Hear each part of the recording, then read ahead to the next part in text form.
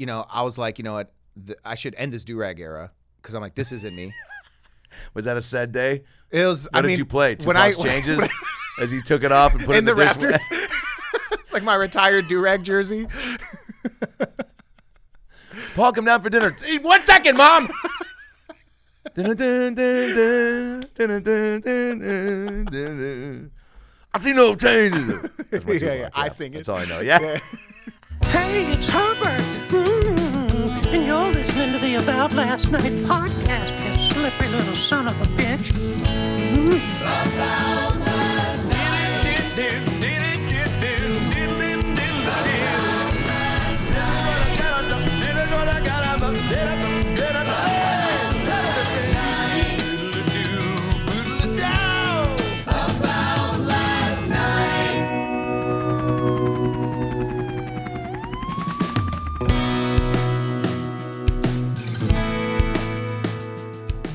Have you done the Comedy Vault? Have you done this spot? Yeah, in Batavia. Yeah, dude, this place is cool. Every good podcast starts with a Batavia story. Do they? Batavia, they should. Batavia is just outside. Guys, welcome back to the show. Paul, Elia? Elia, yeah. Elia. Fuck, I knew that's what it was. And I was going to ask you off air, but I go, let's figure it out on air. Yeah, let's just do that, man. Elia. I knew it was that. Yeah. How often does that happen? Well, I used to pronounce it wrong myself. I used to say Go on. Elia. Why? That's the way everyone would say it to me, like growing up. Like, And you didn't want to correct them?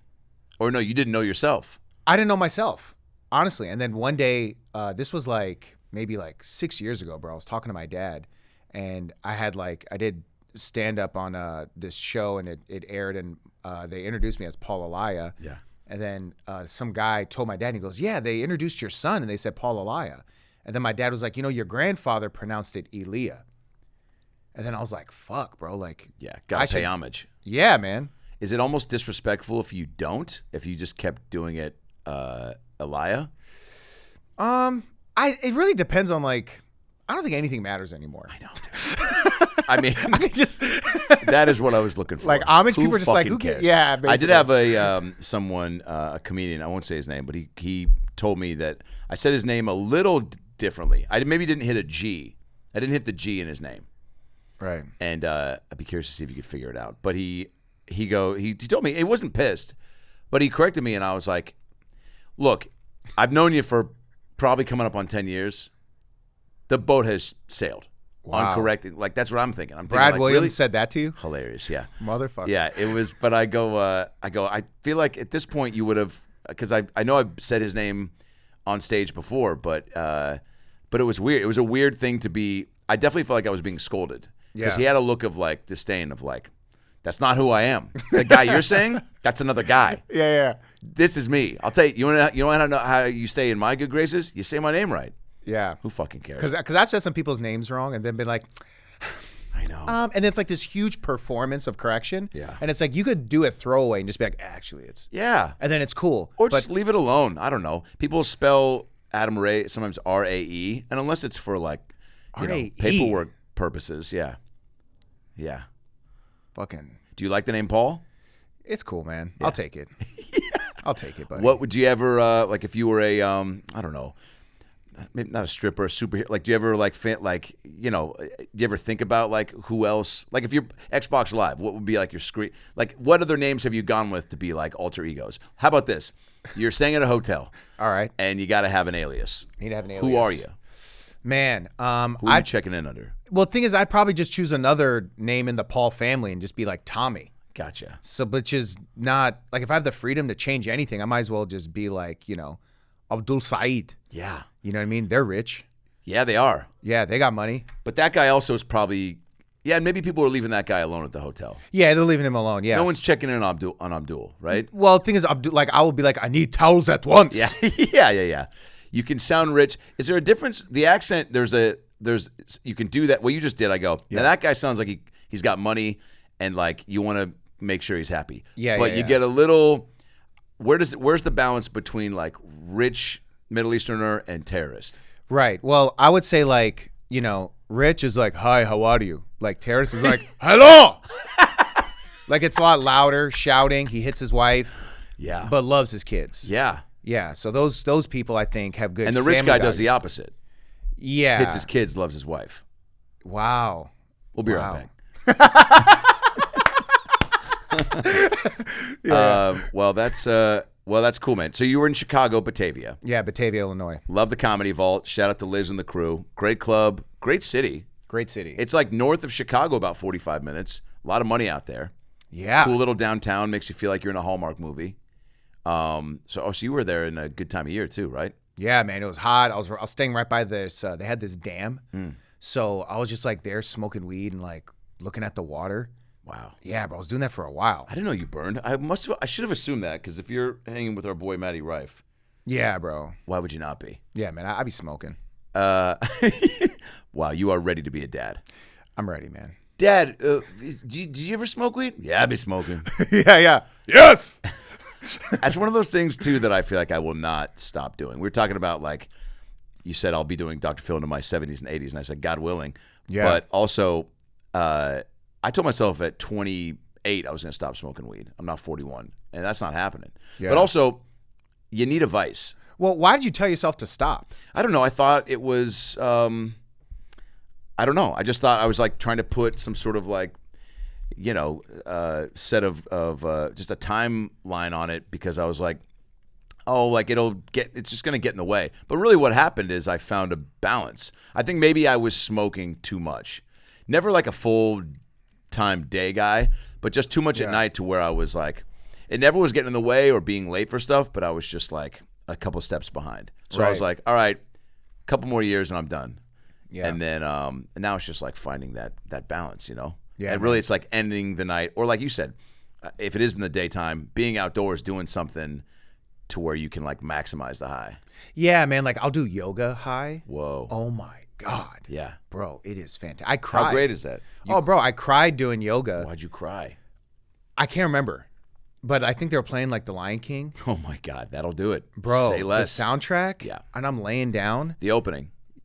I You probably were envisioning Mufasa getting thrown off the cliff. Oh fuck, he did get thrown off a cliff. Yeah. I totally forgot about By that. his brother. That's a crazy story. Yeah, man. And then as kids, they're like, "Do you enjoy it?" Yeah, I know, dude. Death 12 minutes in, based on a true story. Did you know that? I had no idea. Was it a real people, real lions? That was a joke, but I love your commitment to the idea that could be true. Okay, thank you. Okay, for, but also a great question. Yeah. You. If it was people, so you're saying like a real brother threw a dad off the cliff. Wouldn't that be crazy if that is the story of that? That's a Netflix. Netflix is like, I want to make that. What if all these Disney movies were like based on? Well, I guess there's only a handful that could be, because there's no real like mermaid gave up her voice and got legs and fucked a rich guy. And in they the don't. Hamptons. They're not real, right? Either. Mermaids? Yeah. There's no like. Great question. I think mermaids are more real than Bigfoot. I agree with that. But I haven't seen either, and I think there's probably more support. There's a show, Finding Bigfoot. There's people I've met. Jeff Dye, he has actively said, hey, I'm not the brightest guy. So that contributes to me being like, well, that's why you believe in Bigfoot. But he also is a savvy dude, and I feel like has wits about him and knows enough.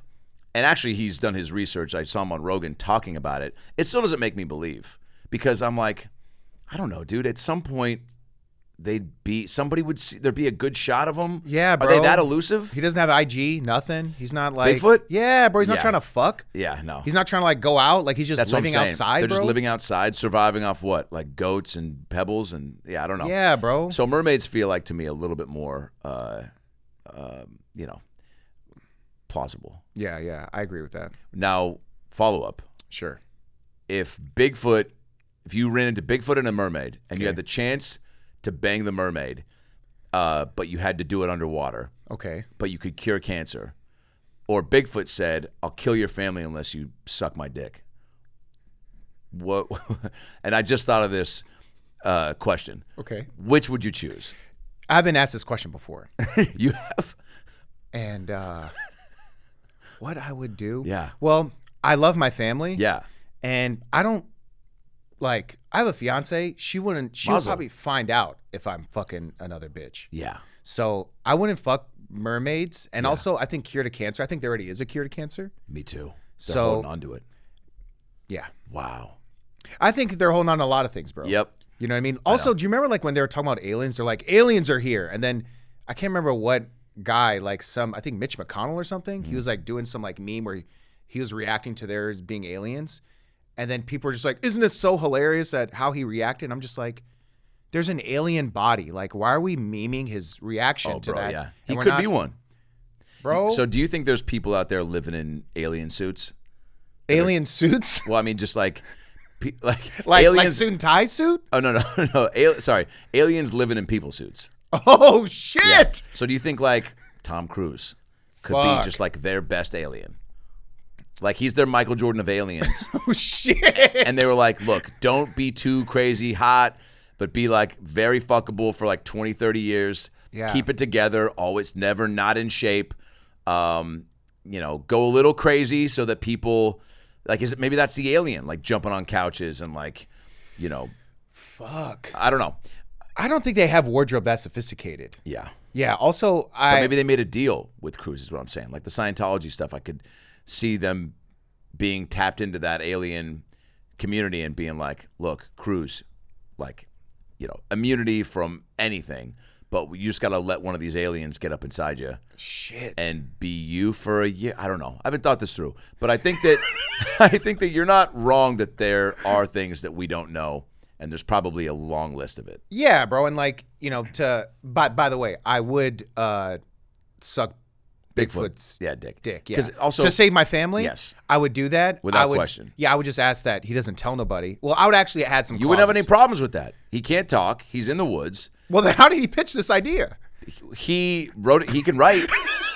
He got a piece of paper and he wrote it down. He can still write. He can't talk or he can't read and talk, but he knows how to convey what he wants. So he's basically Helen Keller. And yes, and he got to your just less hairy, and he got to your house somehow and found your family, and he got them, and they're up in a tree, locked up in a net, one of those like Oh, shit! you know He those like netted things them? where they step on it and then it just Yeah. grabs them and pulls them up like a They bag just of put some blueberries. cheese. Yeah. My dad loves cheese, bro. Hilarious. So he would get I was wondering why cheese would captured. be the snack. Yeah, that yeah, lures cheese him would in. be there, Your yeah. dad loves cheese. bro. My dad loves food in general, Yeah, bro. who doesn't? Well, I mean, man, a lot of people in LA, like, Don't like food. I don't think, bro. I mean, people it's are not a just like, fun place eating. to get dinner with people that are from here or people that are like, I guess, yeah, I don't know what's. Dude, I went on a dinner and then they invited me, and then the menu came by and they're like, I'm on Ozempic, and So- I was just like, okay, so you're not gonna eat, and then I was just like, you well, can't eat on it or what? yeah, have you done Ozempic or heard about it? No. Do you know what it is? I fluctuate, and there's definitely been times where I'm like, man, I wish I could just like pump something in me and just whatever, but feels too. I don't know. You know, I don't know. Yeah, I mean, it's I'd be definitely down if it really it does work. it does. Yeah. You've done it. I was doing it because I was taking peptides. Oh yeah. Yeah, I was taking peptides, and my brother started this peptide company. He's also I started to take. I did one actually, or two things of the shots of the peptides because it's so many great benefits. You know, and I started getting gnarly headaches, and I probably could have like dosed down or whatever, but it was just so crazy. I was like, I don't even want to try to figure out this. yeah. But so Ozempic, it was balancing out what, and what was it doing for you? I mean, I just wasn't eating, bro. Like I was not away the hungry. appetite. I was repulsed by food. Wow. Repulsed. Like food would come in front of me, and then I'd start to feel queasy. So then but you had to eat something.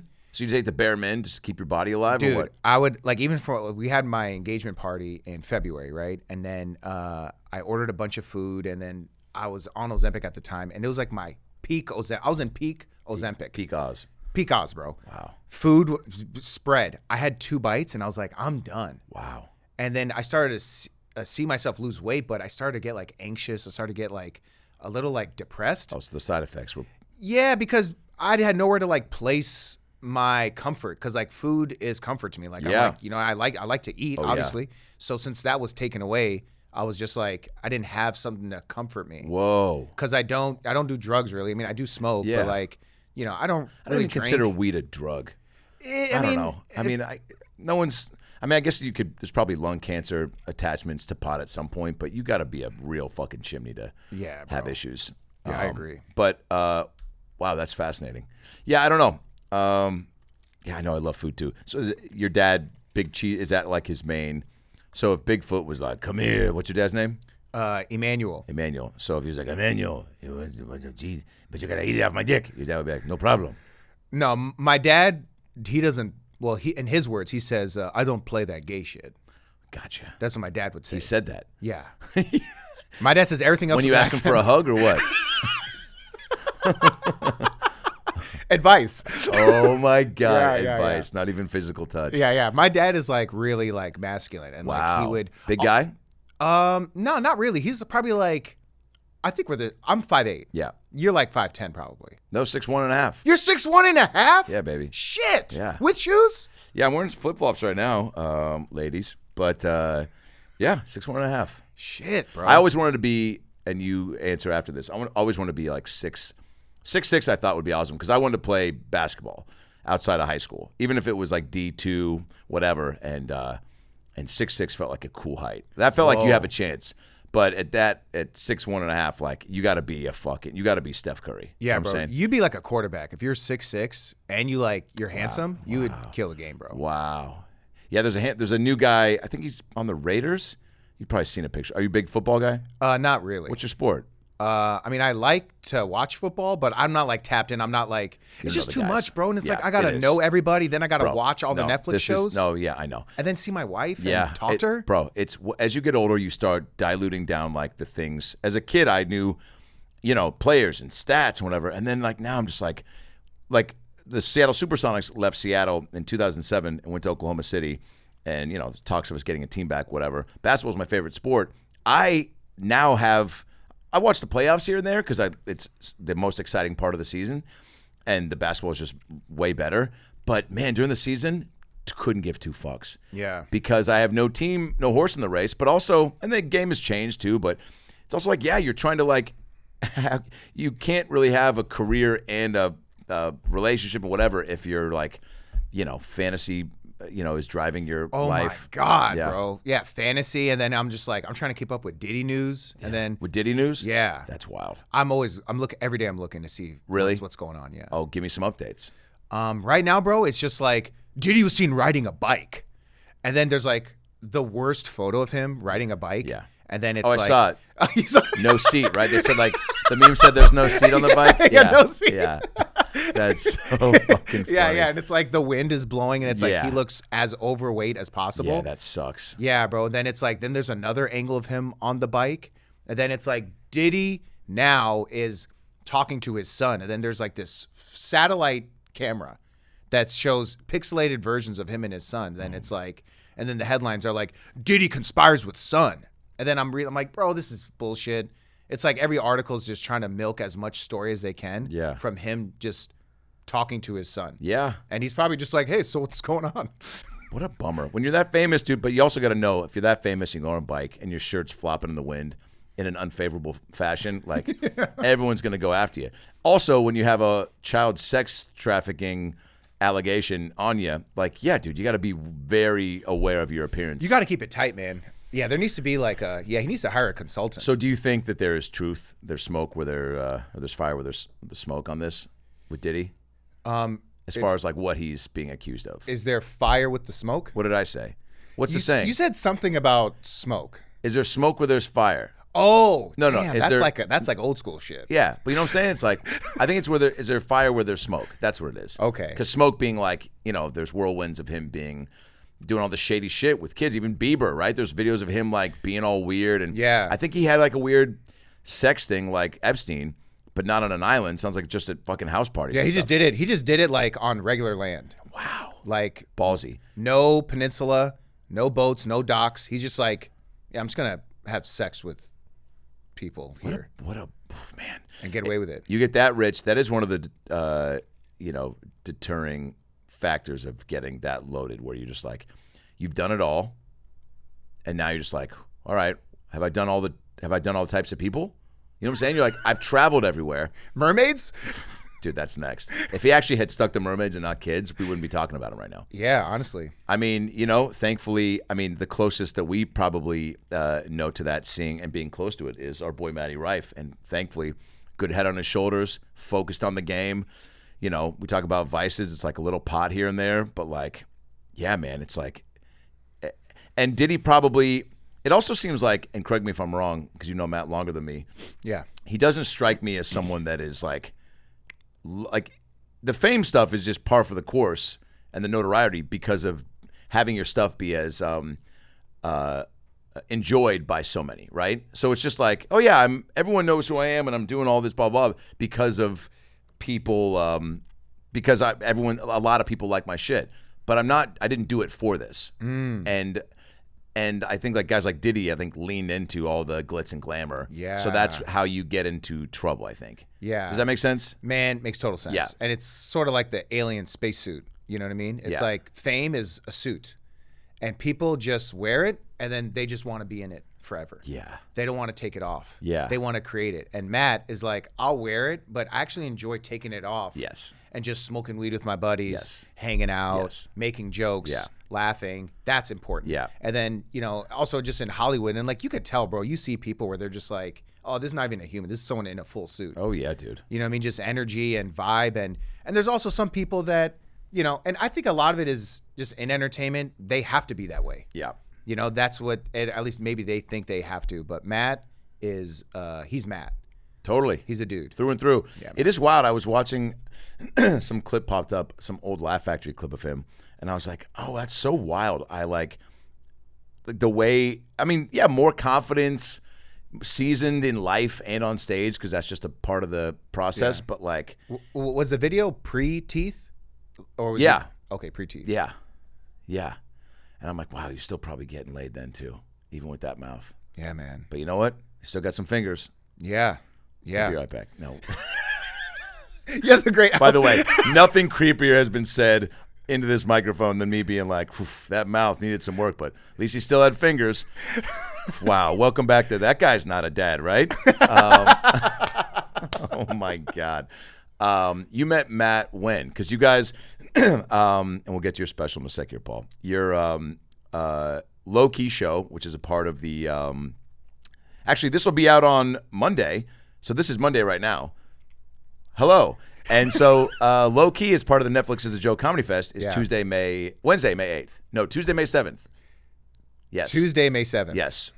And that's actually when this comes out. Come to the show tonight. It might be sold out. You're on that. I'm on the show. Yeah. At the Troubadour. Troubadour. Can't fucking wait. So you and Matt, give me the origins of your friendship and then how you guys started Lowkey Comedy, which I remember doing during COVID in the back of a truck, which was so fun. And then it blossomed into you guys, consistency is king, and you guys kept it going and then moved it indoors when the pandemic concluded. And now you're doing it as a part of the show. Tell people what the show is and then take it back to you and Matt meeting. Man, Lowkey was originally started at the Comedy Store. Oh, gotcha. So we did it as this dual hosted show where we're like, we're friends with a bunch of comics like you, Neil, Eliza, Nikki Glazer, and we're like, bro, we're friends with all these dope comics and they like us. We should just do a show and see if they would do it. And the premise being, it's a you guys host it together. Yeah, dual hosted comedy show, and then each comic after their set, they'll riff with Matt and I for 5 minutes. Yeah. And originally it was called Lowkey Upset. And the prompt is we'd ask them what they're low-key upset about, just to give a prompt to create whatever. Yeah, great. So we started doing it, and then we just started. And also, Matt and I, we made a lot of irresponsible purchases during that time. Where like Matt got on TRL as a host, and when he left that job, he bought a Jeep. He bought a Jeep Wrangler, and his payments were like close to, with gas and insurance, around $1,200 a month. Yeah, dude. I'd made the same mistake, and I also bought a Jeep. So we were like, dude, we have these $1,200 car payments, and we're doing shows at the Ha-Ha. And you're paying to get on stage. No, Jack. I remember when Jack, shout out to Jack Senior Assyrian, who I remember he was like, Bati, you want? I got the DVD. You want the DVD of your show? I was like, fuck yeah, dude, thank you. I taped it for you. Yes, you watched back $45, and I was like, Jack, I don't have that kind of money, man. I actually was going to take the 20 you guys give me for this. Oh, we're not paying it tonight. Oh, so you actually need to pay to go on stage and then for the deal. So I'm out $80 or whatever. Pixelated like security camera footage. Yeah, but you know what? At that point when it was pre-clips and everybody really getting into it, so even having that tape, I remember using for, trying to put together an 8-minute something to send some club through, whatever, it's MySpace or Facebook to be like, you guys want to, hey, can I come headline? They're like, off this, fucking Walmart security footage where I can't hear anything, but it sounds like you got very racist towards the end. They're like, sure. Yeah, did that person walk out? Oh, that was a server. Sure it was. Okay, so started at the store. And then, so you got people to start doing it, and then it's getting some momentum. Yeah, you guys we started weekly. We started getting some momentum, and we started to make some money. And we'd sell out, and then we'd text each other emojis of Jeeps. Oh, right. To be like, bro, we took care of our Jeep payments. Oh, wow. From the show. Cool. So then we started doing it twice a month, and then we started selling out those shows. And then pandemic happened, and then June rolled around. I think it was like February when everything just like stopped. Yeah. So it was like 3 months later, I was talking to Matt, and I'm like, bro, how is there no shows in the entertainment capital of the world? Yeah. How's there nothing? Yeah, nobody was trying to do, I think they were still trying to figure out what you could do outdoors, but no one was even trying to start doing it. Right? Nobody was trying to do anything, and we didn't see anything. And then when the George Floyd murder happened, and then there were these protests in Los Angeles, we were like, oh, so people can gather for a cause and can protest. Yeah. And so why can't they gather and come to a comedy Safely, show? Yeah, totally. And then we were just like, bro, there's so many people that are, their sincerity is there, right? And I think a lot of people are just in like pain, bro. So I was like, how cool would it be to create something where people can just be less scared for a couple hours, just hang. And then Matt FaceTimed me when he was throwing out garbage. This was in the back of his apartment building. And he goes, dude, we could do a show here. So he just showed me his back parking lot. And he was like, dude, we should just do one. So I went to his house, I got some chalk, and we basically chalked out the schematics of how we can make this work. Wow. That was like our war room. Yeah. And I was like, all right, we're going to do a thing over here. We're going to do a thing over here. And then me and Matt are like, fucking drawing it out. And then we were like, bro, let's just do it. So we saw Chappelle was doing Yellow Springs shows. Yeah. And then Michael Che did a show in New York where he also had a pickup truck. Right. And we're like, dude, let's just do our own pickup truck situation. So we put a truck and just did the show, and then we just kept doing it. Was it always at that spot in Eagle Rock or no? No. So it was originally Matt's apartment building. Gotcha. And I think the first show cost us like $2,000 because we had to like pay off everybody, like the people who had their cars parked in the spaces. Yeah. We paid them to use their space. Yeah. We realized that we were doing it on, I think it was like July 4th or July 3rd. And it was like the sun was out. The show was at 5 p.m. Oh, my God. And I was like, Matt, dude, this is the worst time to do a show. Yeah. And I was like, we got to get a huge frame to like block the sun. Yes. So we spent $500 on this huge A-frame to block the sun. And then I was like, dude, we don't have a speaker. And he's like, oh, man, I think we'll be fine. People can hear us. I'm like, Matt, let's just make it feel like a show. Let's get speakers. Let's get microphones. Yeah. So I got speakers. I got microphones. And then at the end, we were like, dude, we made $1,200 in sales. And then this cost us way more than that. Yeah. So we lost money. Yeah. And then we just kept losing money until eventually we started like break even. Wow. Yeah. And then also it's like paying comics. We're like, bro, we can't just pay a comic $50. Yeah. You know what I'm saying? Like Neil Brennan's coming out. Neil's like, you guys can keep it. You know what I mean? Like I don't need totally $100. Yeah. And then some comics are like, I need $250 actually. Wow. And we're like negotiating with like, their agents. Oh, for real? Yeah, bro. We're like negotiating like COVID rates. And they're like, all right, here's the thing. Is there any residuals? I'm like, my God, we're in the fucking truck. There's a pandemic going on. Like, can we all just acknowledge that we're thankful to even be? Isn't that so wild? Agents will always just be. Oh, man. And they're like, all right, photo rights. Can we talk about photo rights? God. I'm like, photo rights. Hey, guys, Adam Ray here. Today's episode of the About Last Night podcast is sponsored by BetterHelp. Look, we all have things that get us down. We keep them bottled up, usually. Okay, we push down the stressors of life, big or small. That's why therapy is here to help you out. It's a safe space, okay? Whatever's weighing you down and keeping you in the negative department, therapy can help suck you out of it. Sorry to get all sexual on you. BetterHelp is a place I've found that I really benefit from, okay? It's allowed me to be open and honest and really kind of dig deep to the core of what's holding me back, okay? Whether it's trying to cope with people in your life or setting boundaries in certain situations with people in your life, you learn positive ways to empower yourself to get on top of what really is holding you back. We've all had trauma dealing with it.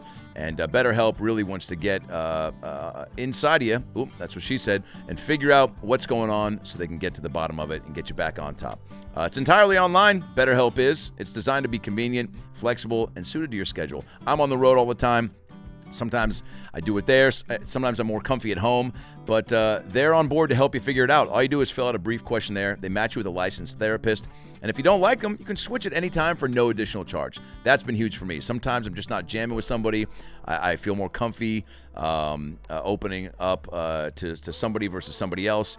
And they're here for you, and it really helps. Visit BetterHelp.com/aboutlastnight today and get 10% off your first month. If you're thinking about it, just do it. It helps.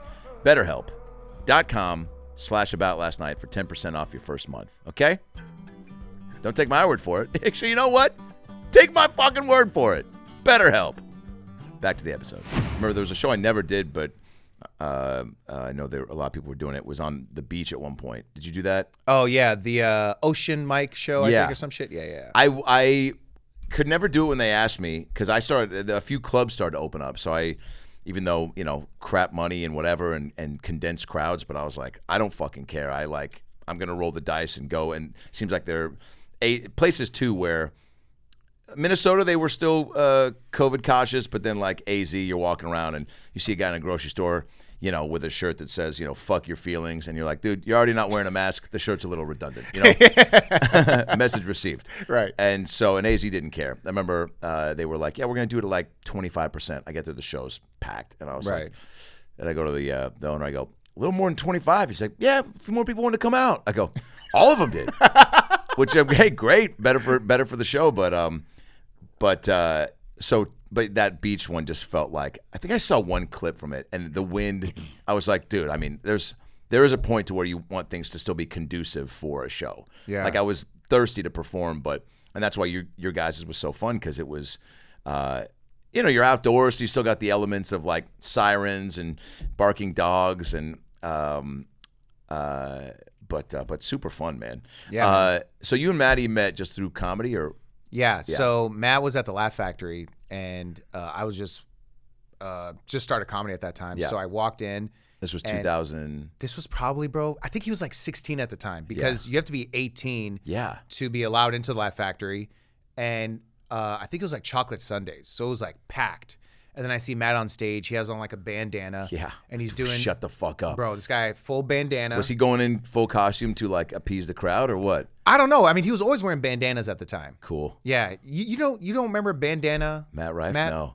Man, he used to wear bandanas. Bandana Matt is a great, fuck, if you're going to talk about a hotel alias name. Bandana if Tommy is, or Abdul, Mahmoud Abdul Rauf, or whoever the fuck you said. Who is it? Abdul who? I think that was right. Yeah. Do you know who that is? It's a basketball player. Oh, Abdul Rahim? Mahmoud Abdul Rauf is a point guard for the Denver Nuggets. Right now? No, from like 92 to like 2005. Sean Kemp era. Yeah. Yeah, baby. Okay, there you go. Now you're connecting. All right, so met him at the factory, 16, bandana. Yeah, Black people were loving him, yeah? Oh, my God. He was fucking murdering. Wow. Murdering. Do you remember with hard. what material? He was doing some joke about Boys in the Hood, and then he did some act out of like getting shot, and then he started like hitting the mic on his chest, and it was just like the crowd was silent when he would like do like a setup. He goes, yeah, and then like this happened, and then out of nowhere, and then it's like, bah! Wow. And then he goes, yeah, man, and I told this girl, and I said, yeah, right, bah! And I'm just like, man, this guy's fucking murdering. Yeah. Bro. And then he gets off stage, and then 6 security guards escort him out. 3 in front of him and 3 behind him. And I'm like, bro, this is like a famous kid. This is probably like just, I don't know who he is. I was like, YouTuber, yeah, movie star. So then he's outside, and then I walked outside because like they were like approaching us, and I was like, oh shit, I can't get out of the way. These security guards are too big. Mm-hmm. So I went outside, and then Matt was outside. And then I was like, dude, that was fucking great. And then we just started to talk. And he's like, oh, yeah, I had to leave because I can't be here because you have to be over 18 to stay here. But they let me perform and leave. And then I was just like fascinated by it. And he was just like mad cool. And then we just became friends. Wow. And then every time I saw him, it was always like, you're my boy. Yeah. Even when I barely spoke to him, he was like, you're my boy. And we just like riff. Yeah. And just crack each other up. And then we'd part ways. Then we'd see each other riff for longer, crack each other up. And then eventually he was just like, I'm doing a show. You should do it with me. And I think at the time, I don't think he had any like big credits. I think this was before he got Wildin' Out. Yeah, pre-Wildin' Out. And then he did some weekend somewhere, and we just became friends and Wildin' Out. And then that's how you really get to know somebody is outside of the club. I mean, to hang really on the road, I think. But yeah, hang outside the comedy club because you can really get to know somebody at the club, but there's still a level of like, I don't know, you're still at work, and there's still people who are still trying to, some people I think are, still have a little bit of a facade up, and you can't. They're their outside club persona, and then they're who they really are outside of that. But wow, I never knew that he had people escorting him in and out. I just figured it was like Jamie being like, "Buddy, we have the back door. You can jump from the roof." Jamie Masada, the owner of their Laugh Factory.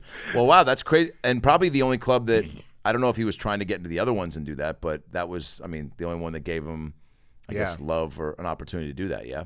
Yeah, that became like a theme. Like, we would do comedy, and he's like, man, I wish these other clubs would like give me more time. And, and I'm just like, we both looked at each other as guys that were slept on. Yeah. So we like bonded over. Great, you got to have being that. looked over. Yeah. And then you started where? I started in LA. Bro. In LA, yeah, me too. How do you view the grind then and now? Because you're how many years in now? I started in 2011. Yeah. So, 13 years, yeah. Isn't that wild that it like feels, I'm about 17 in, and I feel like sounds like a lot, but then I'm also like, then you look at people like a Burr or Chappelle or Dane that are 30, 40 years in, you're like, whoa, man. Yeah. 17, 13, like just kind of getting going. Yeah. More or less. Detroit Player, your special, available on YouTube everywhere. Go get it. Streaming now. Put up a link right here. You're not live switching in between, are you, Thomas? But yeah, I'll get them all separately and then, yeah, great. All right, so it'll be on me right now. Boom. Actually, no, put it on Paul and put up the fucking thing right there. Yeah, there you go. There's your Paul cam. It's to grind out that many years, sets, days. I guess also it's so natural for all of us to only be thinking, what's next and full steam ahead. Like, I'm sure even post-special, you enjoy it for a bit, but then, like, how quickly were you kind of like, I don't know, couple weeks, couple days, like to where you're like, all right, fucking, and then it's just like, that's why the business is so great, flimsy, uncertain, the highs and lows, where you're like, you have to decide and how much you're going to let yourself enjoy something before you're just like, on to the next thing, Yeah.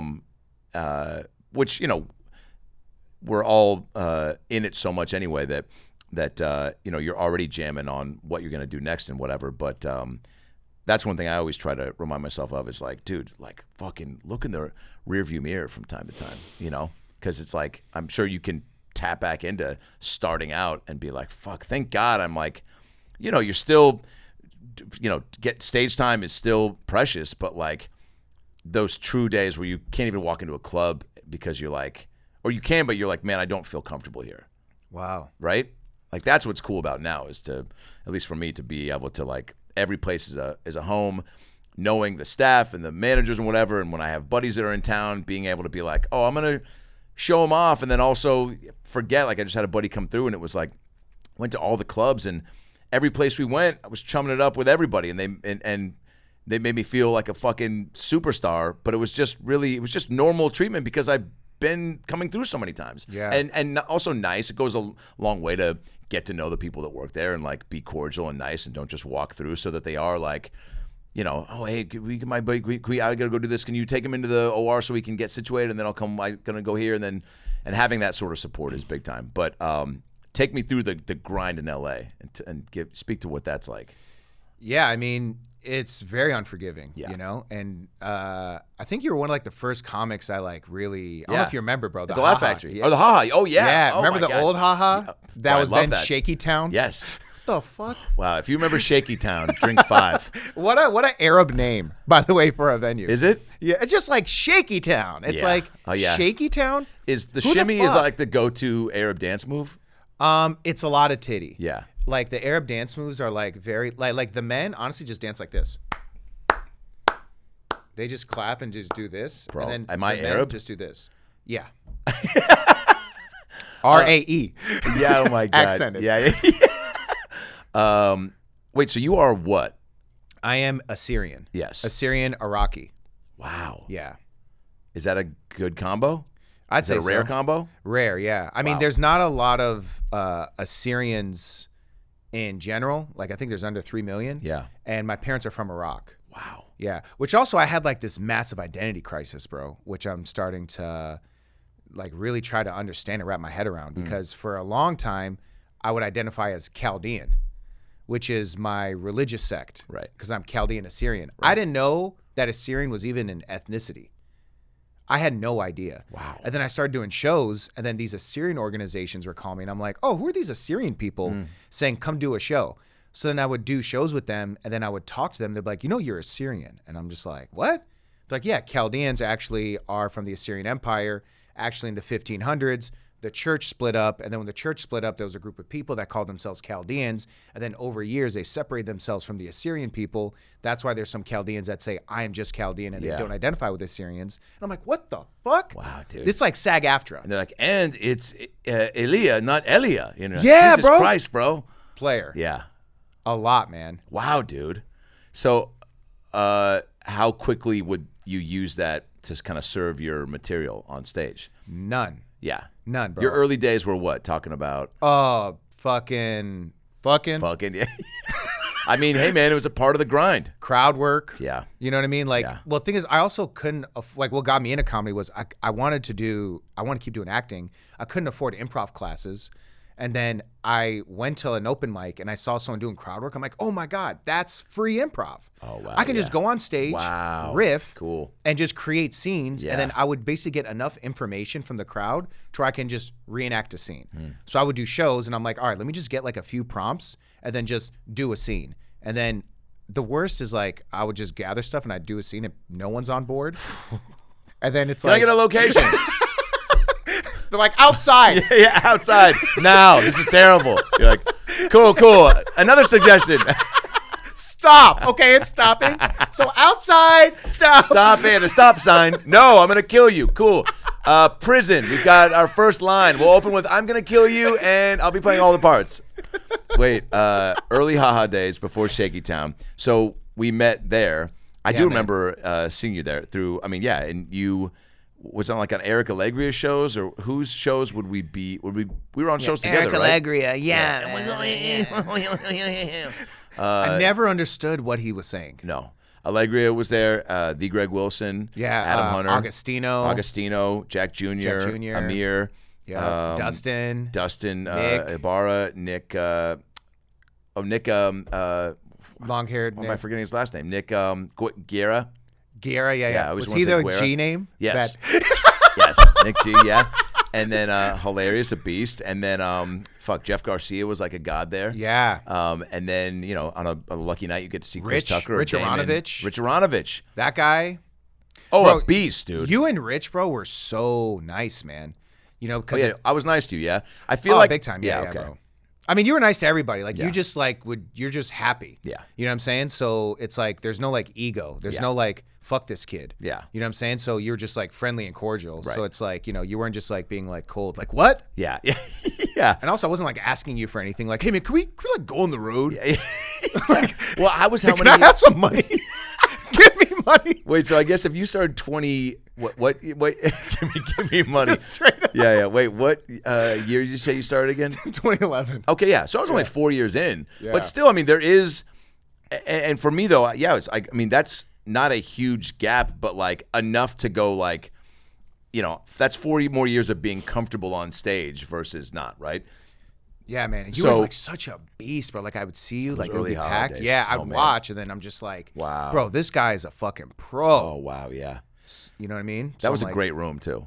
It was to a cut great your room, teeth, bro. yeah. It was a great room, man. It, And I was doing all the bringer shows. Yeah, me too.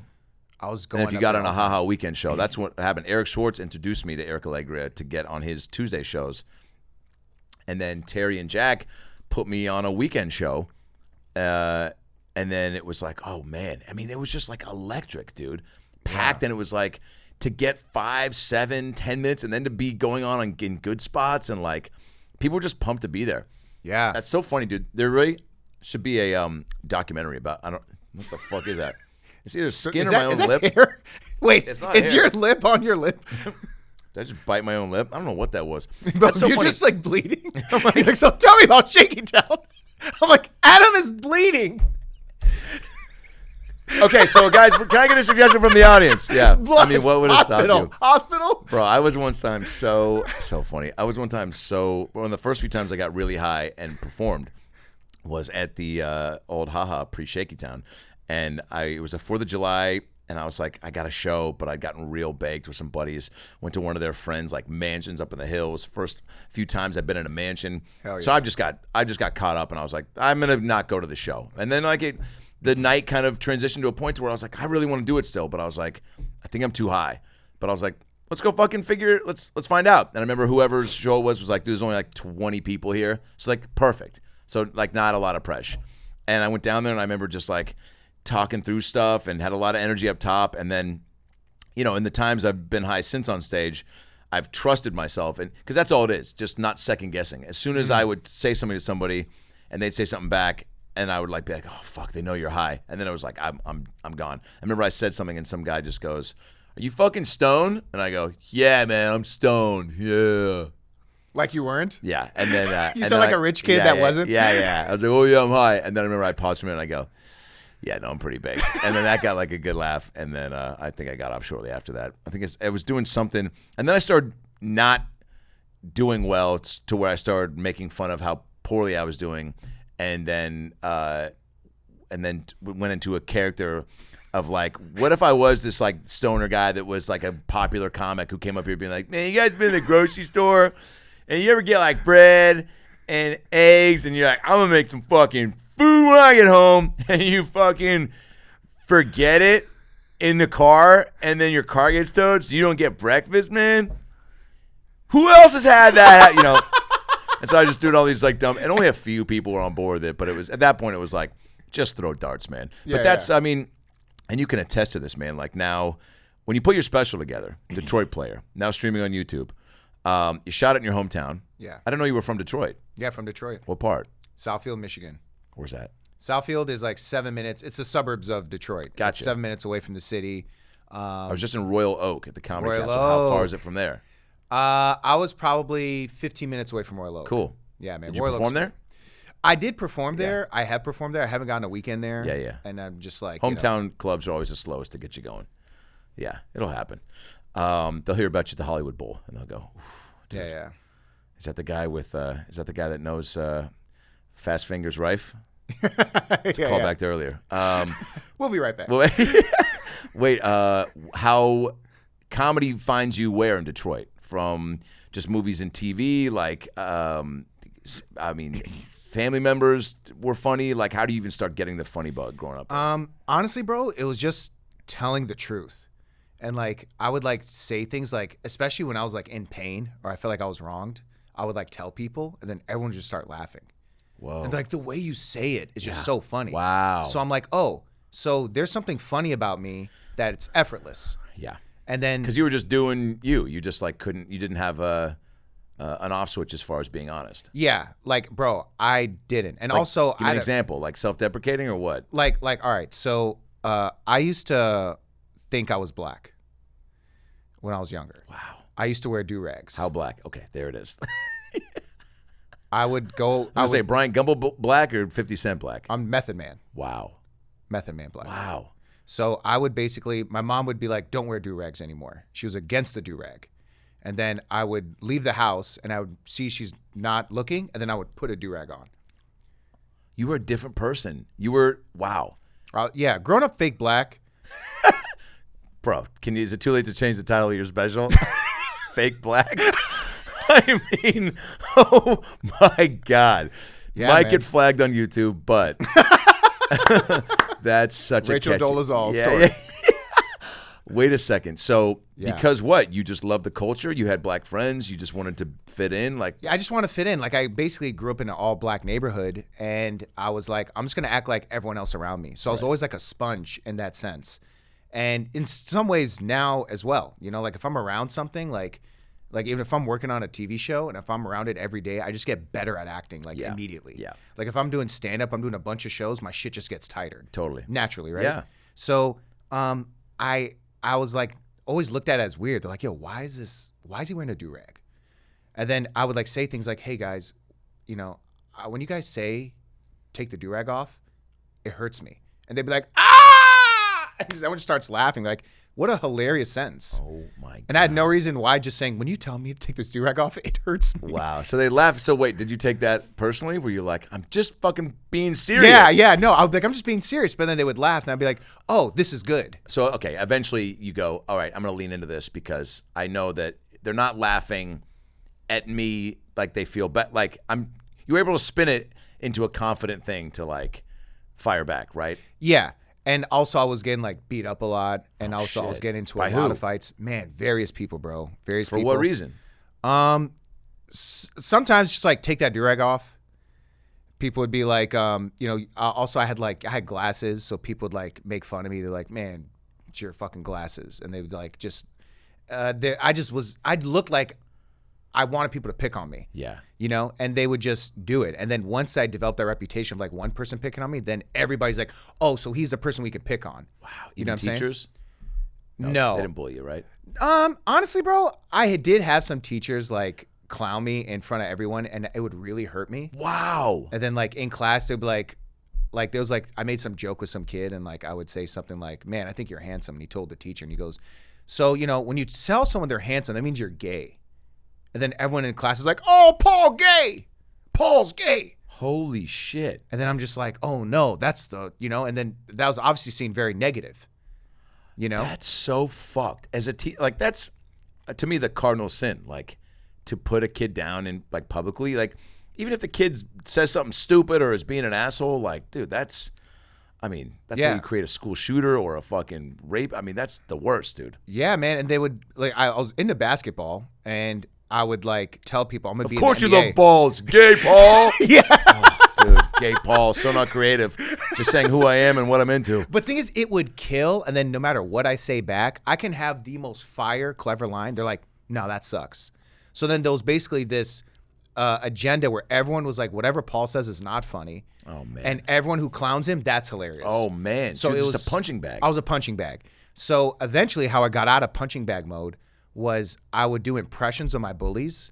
And it was undeniably hilarious because like I would just embody them and I would just act like them and do all their isms and like they would feel it. And then people were just like, bro, that's a pretty good impression of him. Wow. And So- then they wanted you to do it. And then I would do impressions of everybody. People would knock on my door and my mom would be like, Paul, there's someone at the door. And there's like 5 kids like, hey man, do your impression of James. And James like, it ain't even that good, man. And then I'm like, why don't you think it's good? And people are like, oh. Wow. Yeah, And so- you just kind of pull the rug out from under, but get the power back. Yeah, get the power back. You And know? get respect, really. Dude, that's why comedy, it just, like, whether it's offensive, it's always subjective, right? But, like, it really does cure, right, your soul for all that bullshit you're going through, but also, like, funny always wins. So it's like they couldn't, at some point, deny that what you were doing, and then it was like, all right, fuck, maybe, and that's your way in, right? Yeah, that was my way in. And then, you know, I was like, you know what, I should end this durag era because I'm like, this isn't me. Was that a sad day? It was. What did you play? Tupac's Changes? when As you took it off and put it in the dish- rafters. It's like my retired durag jersey. Paul, come down for dinner. 1 second, Mom.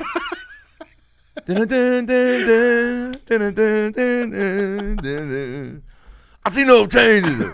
That's my Yeah, Tupac, yeah, I sing it. That's all I know. Yeah. Wow, dude. End of an era. End of an era, man. And then what? You just leaned in hard to being the funny guy, yeah? Yeah, man. And then it was just so easy to me. And then like my mom was working at a liquor store at the time, which my mom owned. Our family owned business was a beer and wine store, which was in the east side of Detroit. For 20 years, my mom ran the store. So my mom basically would work open and close from 11 a.m. to 11 p.m. Then my mom would come home and I would see that she's like tired, she's exhausted, What a she's day, sad. dude.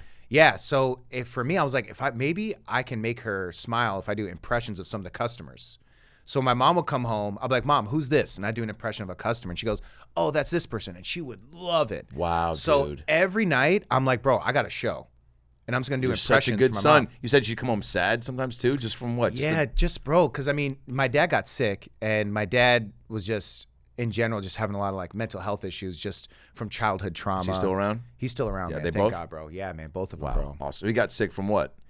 He had a stroke in 2000. So he had a stroke, and he was unable to work for a period of time. Yeah. So he was just chilling at home, and So your mom took a brunt of the employment requirements. all. My dad's just chilling at home. My dad couldn't work. You know what I mean? My dad's like, you know, he had to wear a catheter. Guy couldn't even really use the bathroom properly. So he was going through it, and I would go to school, and then I'd come home, and then my mom is still at work, and then my mom will come home at night, and then I'm like, oh, I get a little bit of FaceTime with my mom. Yeah. And she has maybe an hour of energy, and then she has to go back to sleep to wake up for work the next day. Wow. 7 days a week, bro. Wow, dude. No days off. So yeah, you're a hero then. I mean, just fucking. So you would Least I can do, bro. She's the hero. Man. You know what I mean? She's the hero. Well, I'm saying she's your hero because of that. Yeah, she's my hero because of that. Yeah. Putting food on the table for you like that. So you were like, okay, I'm gonna.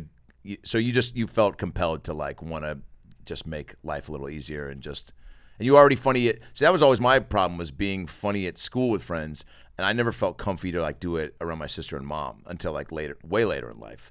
So that's awesome that you like had that in you to just be like, oh, it's not a weird thing. I'm just gonna make my mom laugh, and you knew what buttons to push, and so you do these character act outs, and she would just lose it. Oh man, it would kill, bro. And thing is, like, my mom is like a Def Jam comedy member, audience member. Oh, so you put the durag back on? Oh, I'll put the durag back on. Hump a stool. And she's like, no, he didn't. Oh my fucking God. Yeah, but my mom didn't like comedy as like I would do it, and then if I would overdo it, she goes, yo, stop. Like, she'd give me the light. You know, if I were to keep doing it, she goes, stop. So like we go to weddings, and then we're at a wedding, and I'm like, oh my God, let me be funny in front of, there's more people here. Let me be funny in front of them. Yeah. So my mom would be like, listen, do not be funny. If you try to be funny, if you try to be weird, because like I would also be like on some Jim Carrey type humor. I'm like, how funny would it be if I just take this water and poured it on my head right now? Wow. So it was whack. Then I started to get like wacky with it. Yeah. And then it was like, dude, the impressions are great, but water? Dude, everyone's dry right now. Imagine all of a sudden they look over, that guy's wet? Why is he wet? Why is he wet? And then, dude, they lift me up on a chair. Everyone starts sucking my dick. Mom, I mean, this is going to be the greatest night ever. Wow, that's so funny. So that's why, so it was a no-brainer to do the special in Detroit. Yeah, man, I wanted to do it in Detroit. And I didn't really develop in Detroit.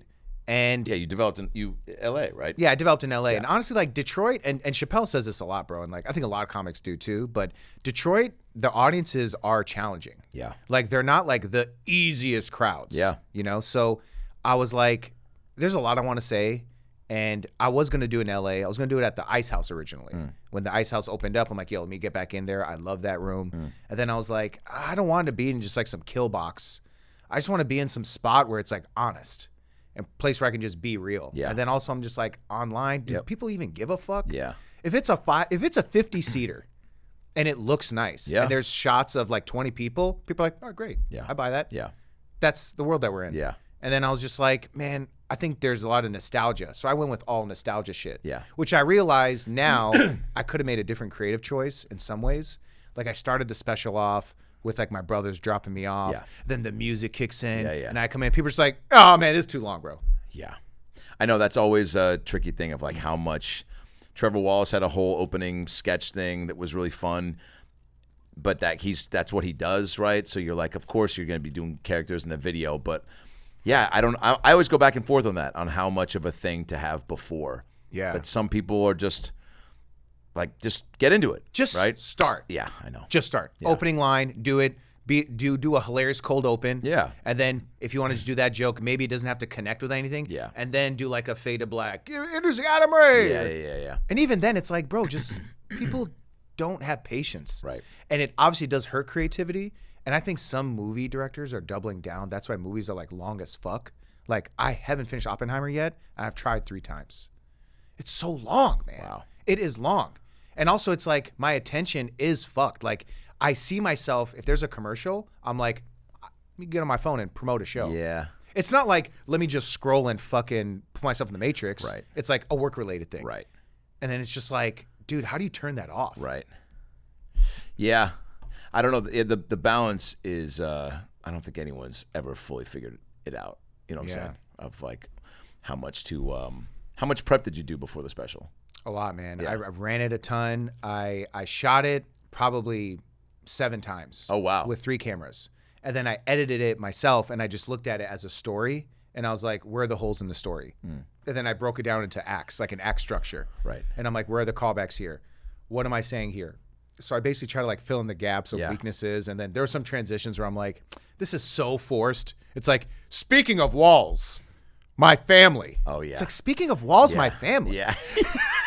And I think one guy in the back's like, what? Yeah. So I'm just like, I got to clean this up. Yeah.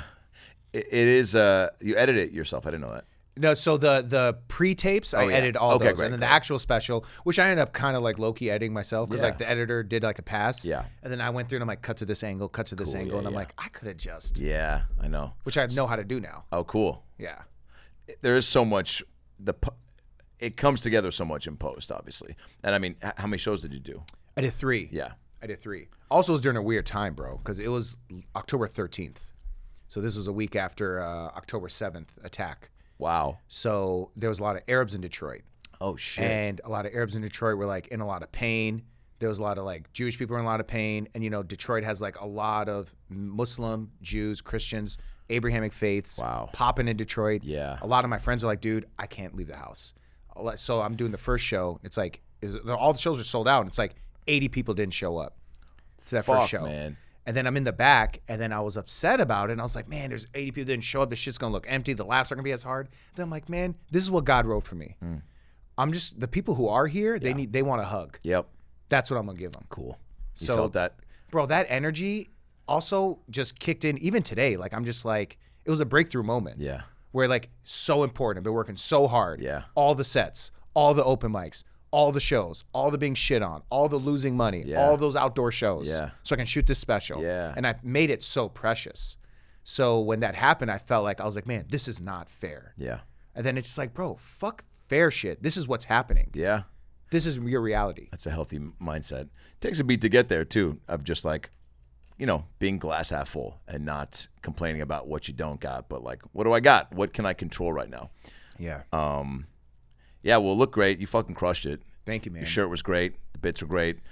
Yeah, what was the opening story was with your brother? What was the opening story? Or what?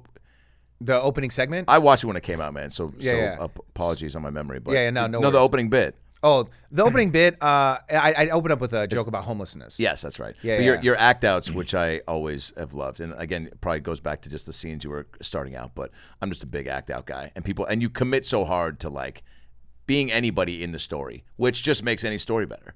Just makes it better, man. yeah. And you know what? Like, for a while, there were some comics that I felt like were like, I'll just call them Silver Lake comics for the term. Sure. That are just like so snooty about like physical comedy. And they're like, oh, that's like cheating, voice manipulation shit. And I used to actually take it to heart and remove some act outs, remove voice manipulation and doing an Arab accent, or like someone says, oh, you can't do that accent, you're not that race. So I'm like, all right, cool. So I started removing a bunch of stuff. Sure.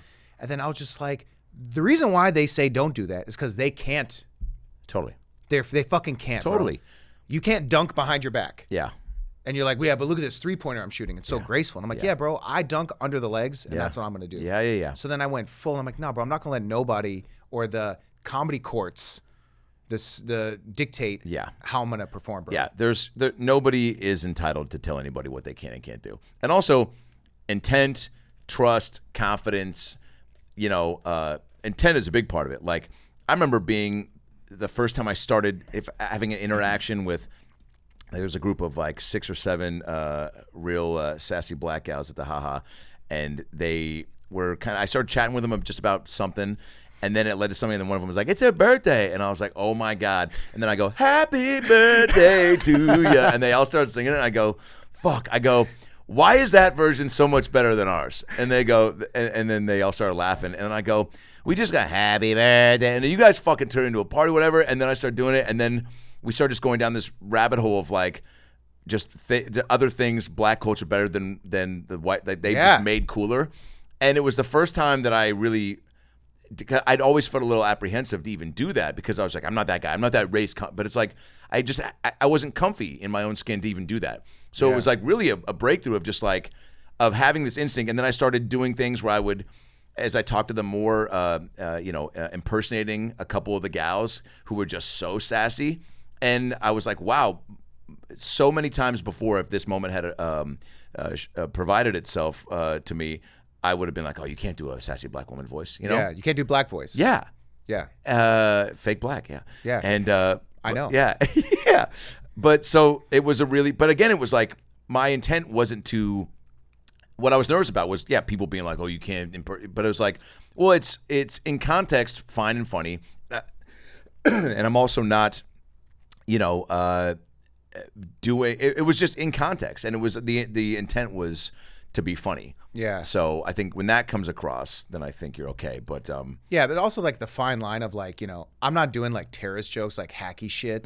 Like if I'm going to use the device, if I'm going to use the physicalness and the voices, if I'm going to do it, it's going to be in service of something hilarious. And I'm also aware like, oh, am I doing some hacky trope? Yeah. You know what I'm saying? Like bro, like I was. It's not like, yeah, go ahead. Yeah, no, I mean, I was just like, I see motherfuckers doing like the hackiest shit. Yeah. And it's Can you like, imagine there being an Osama bin Laden GPS? exactly. What? Insert. Turn right. Psych. I don't know. I don't know what it would even be. Your destination Yes. is hell. Yeah. And then they're like, thank you guys so much. That's my time. Oh. I got merch. Yeah, I got merch. And then you buy, and it's like the Waze thing with a turban on it. All right. Well, I actually would buy that. Yeah. It's a bad example. That is such a funny young comic move. Merch or like a DVD, and you're like 2 years in. I remember actually, I think it was Augustina, who, great dude, funny dude, has put in the time. But I want to say he was doing a DVD recording like 3 years in at the haha. And I remember being like, bro, what the fuck are you putting on tape? You're 3 years in. Right. But look, you might have an hour, but man, is it. I remember the first time I headlined in Seattle and did an hour, and I was like, yeah, dude, this thing is polished and ready to go. I was, I think, 5-6 years in. Yeah, maybe 12 minutes of that was like, yeah, dude, that was funny. Family, friends, people laughed and stuff, but man, it is a true art form where it just takes time. And there might even been things that got laughs, but like, why did they get laughs? Because it was like a blah, blah, blah. Thanks, Mom. Like real hacky shit that like people will go, oh, yeah, they can get a laugh, but is it like good? Yeah, like people are living in their own reality. Yeah. They'll hear the sound of laughs, and that's enough. Yeah. And then it's like, Ian Edwards would say this. He goes, man, what are you killing with? Are you killing with bullshit? Yeah. And then people are just like, oh, I'm fucking murdering. Yeah. Like I've seen people go up, and it's like they're getting big responses, but I'm just like, bro, you're selling out your own people. Yeah. You're doing like this hack, you know what I mean? So I was also very aware of that. I was like, what is this in service of? That's why when I did my special, I was like, I want to make sure that I'm celebrating my family. I'm celebrating my mom. Cause like I did some interview years ago, and someone was like, oh, I noticed that, you did this thing, and you're, when you make fun of your family. And then when she said make fun of your family, for some reason I just got like stung, and I stopped her. I was like, wait, actually, I don't make fun of my family, And he goes, but like you say like jokes, and it's like people are laughing at your family. I was like, you're getting them to laugh at them. I was like, I'm not getting them to laugh at them. I'm getting them to think. Yeah. So it's like, as long as there's that present, and it's not just like, oh, then my dad is like, Paul, god damn, shit. God, it's so funny. Yeah, it really is. It's a great, Dude, when Amir first started doing, yeah, dude, so funny. One time he didn't even say a word. He was just like, Well, Amir has that great bit about the songs, the Iranian music sounds like you're on fire or something, right? Or is that like Track 2. Yeah. B-side. Yeah. Well, the special is called Detroit Player. Yeah. And you call it that because why? A few reasons. Yeah. So, I wanted to put Detroit in the name of it. Yeah. And player was something that was said to me when I was younger. Like the older dudes, it was sort of like bro and dude. Yeah. People would say, "What's up, player?" Yeah. And it was like a thing. And the way that it was framed is like, yo, we're all players in this game. Whoa. And you got to decide how you want to play the game. That's how it was framed to me. Cool. And I was like, and I choose to play the game as a Detroit player. Yeah. And a Detroit player Wow. is someone who plays the game with grit. I'm not going to give up. I'm not going to say I lost. I'm going to keep fighting, which is what my mom did. Wow. My mom was losing money to her business. She had a bunch of gangs in the neighborhood. She basically was like forced into a lot of compromising positions. She's been robbed before. I was just going to say 11 p.m. gal at night at the store, right? Bro, 5'2", Iraqi woman at a store. No bulletproof glass. Shut the fuck up. No bulletproof glass, bro. She robbed at gunpoint? She was robbed at gunpoint. And I was like, Mom, why don't you get bulletproof glass? She goes, do you know how expensive? And I'm like, Mom, like, and then me and my brothers would like try to save money. We were like painting houses at the time. Wow. So we're like trying to save money, but like we're going to raise money to get my mom bulletproof glass. Did you? No, we couldn't, bro. It's like 15 grand. So things we had like 2,000. Oh, yeah. So we're calling companies. We're like, hey. To paint every house like, in Detroit. So like, you know how like kids would be like, hey, I'm raising money for my basketball team? Yeah. I'm like, I'm trying to get bulletproof I'm gonna glass. save my mom's life. It's a little better than jerseys for the buy this softball Kit Kat. team. Can you buy this Kit Kat? Otherwise, my mom's gonna get shot in the face. She's gonna over get a bottle Kat of Kat. Pinot Grigio. Yeah. Oh my God. Did you ever come home and go, Mom? She's like, no, it's too expensive. You're like, all right, well, this character I'm gonna do for you tonight is the guy who's gonna murder you. So, can I get a location? Oh, Mom's store. Great. Yeah. Can I get a caliber? Caliber? What type of gun will they be using? Yeah. Wow, dude. What a My mom gangster. didn't have a gun, bro. My mom had a golf club. I mean, Mom had a golf when club. has that ever beaten pistol? I'm like, Mom, what? Someone's gonna come, like, do something. You're like, oh shit, you fucked up. Yeah. Oh, you yeah, just yeah, wait yeah, yeah, until. yeah. Give me a second. Yeah. My mom had a golf club, and bro, but the thing is, everyone in the neighborhood respected my mom. Like, Cool. people come into the store and they call her mom. Wow, dude. Like, there was this dude that would come to the store. His name was Murder, and I knew his whole family. White guy? He was not. Yeah. He was. But guess what? Detroit could be. I mean, Could be. I know some white guys that also were fake black. I mean, everybody does. Oh, everybody was fake black. Bro, let me just go through. Name some other ones besides Paul Elia. Like, who else was fake Oh, black? my whole family. We were all fake. My brothers, we were the original fake black family. But give me like a white guy that you grew up with that was like this fake. dude named Terrence. Yeah, perfect. He was dude. fake black. We had Jesse Davis. We had. This girl named Jane. She was fake black. Wow. Yeah, because like like a lot of like the white girls, they would act like they had braids in their hair. They Yep. would say the N-word. Wow. They were saying the N-word. Yeah, we had Cole Karstensen and Jamie Johansson. Mm-hmm. It's a great fake black name. Yeah. Oh, not Luke Eden's. What was his brother's name? Jamie Eden? No. Dustin. Fuck yeah. Isn't that so funny? But they were all fake black. Yeah, and we also didn't probably. I mean, we definitely had black kids at our high school. It was definitely not a like. Oh, there were the two black. It was, I don't know what percentage. Probably. It's a minority. Yeah, totally. Yeah, because like there was some girl that used to come to my store. Her name was Crystal. She was white. Her mom is white, and bro, she would talk blacker than course. the black girls. Isn't that crazy? Straight up, like she was patting her head down, and like she would like pat her head, and like someone would be like, you don't like that does nothing. Like your hair isn't having the texture to where you need to pat it down that way. What the fuck? But it just became like, I just want to be black. Yeah. I love that backstory behind the title. That's awesome. Yeah, man. Mine's just like and subscribe because my nephew, who's 9 years old, will hit me in the dick and then go, like and subscribe, and then run out of the room. And so I have a bit about that. And so I was like, oh, that's kind of catchy. You see, likes, if you look at the epistemology. Yeah. Detroit Player, streaming on YouTube. Go check it out. PaulLea.com for tour dates. WatchPaulLea.com. Love that. Someone took just your name? Someone took PaulLea.com, and then I asked him for it. He won't give it to me, and it's just to his LinkedIn profile, and he is an associate business manager. He's also a dickhead. Yeah. Dude, give it up. What do you need a LinkedIn and a website for? Yeah, I'll save it. There's 2 minutes I'm working out at the Comedy Store tonight. What do you need a website and a LinkedIn for? Good night, everybody. Jack, how much for the DVD? Well, still $40.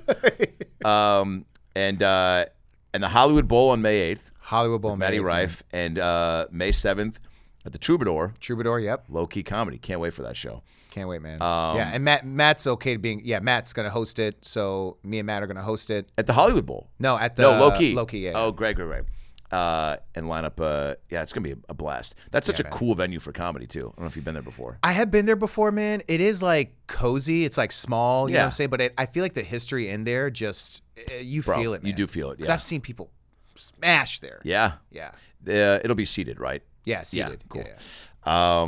Bro, so glad we finally Dude, fucking got this. thank You're you, a man. beast. Thank you, All buddy. the hard work paid off and is paying off.